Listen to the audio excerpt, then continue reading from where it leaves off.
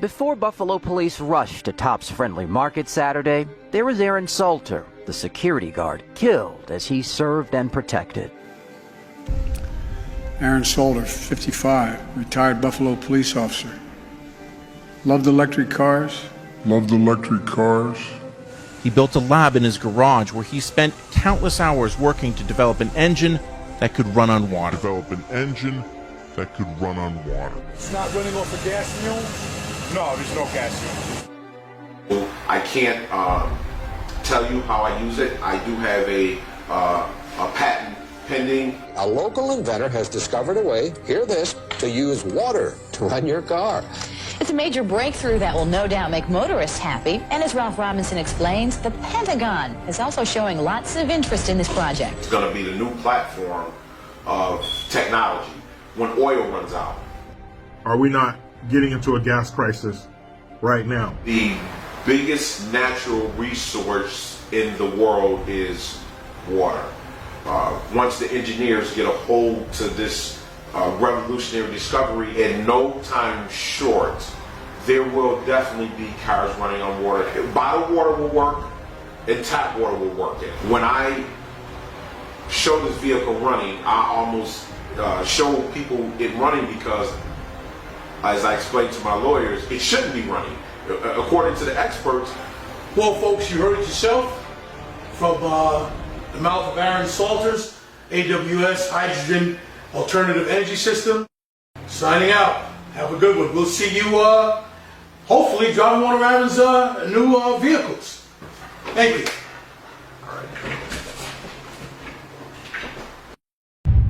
Damon John gave me a call, and he told me that he saw that my dad was in a couple photos with him, not physically, but with him at a seminar. And I said, yes, my dad's a big fan of yours. We watched Shark Tank, and he was an inventor. He had an idea, and we were just talking, and he was telling me how sorry he was about what happened and how his heart goes out to us. And he just was asking me what I could use at this time. And I explained to him a little bit about what was going on with the funeral. And he told me that he wouldn't have a problem doing that someone would be in touch. Towards the end of the conversation, he said, in the future, like, if you guys need anything, don't hesitate to reach back out to me and give me a call, because I'm here for you. So, it was a real good conversation. And the reason I'm bringing him up is because there's a connection between him and a man named Stanley Myers. Back in 1998, March 21st, 1998, a man by the name of Stanley Myers was meeting with these guys to fund a project of his. He had created a water-powered engine. And he started creating this engine back in 1975, right around the time of the great gas crunch, the gas crisis. I don't care if you use rainwater, well water, city water, ocean water. If you don't have any fresh water, go ahead and use snow. If you don't have any snow available to you, they use salt water because there's no adverse effect to the fuel cell. Myers started working on this project 4 years ago. He's not a scientist. He isn't even a chemist. In fact, he never graduated from college. Myers was determined, he says, to design something to protect this country from oil embargoes. And we have calculated that if we take the dune buggy from Los Angeles to New York, we would roughly use 22 gallons of water. The Pentagon flew a lieutenant colonel in last week to look at Myers' invention. There's talk of possibly using it in the Star Wars defense program and to run Army tanks.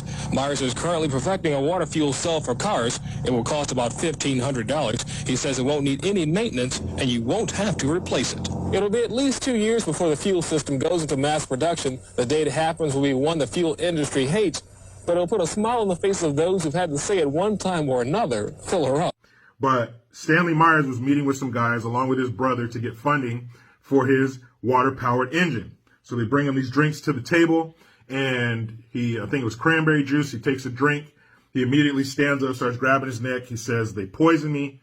He goes out into the parking lot where he eventually died. But before he died, he said, they poison me because I'm working on a water-powered engine. And truth is stranger than fiction. So all these movies you've seen where the government will do this stuff to take somebody out because they were working on something and they make it look like an accident, and real shit will blow that Hollywood shit out of the water. A conspiracy to kill 5 random people? It's ridiculous. 4 random people to hide one specific target.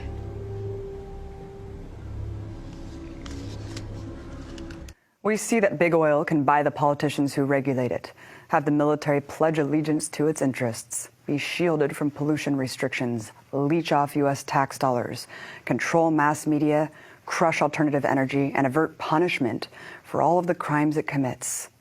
It is utterly insane that small boardrooms of self-serving billionaires are empowered to act as though the only future that exists is in their stock portfolios. They've been destroying lives and habitats for over a century, and now their unfettered greed is a threat to human civilization itself.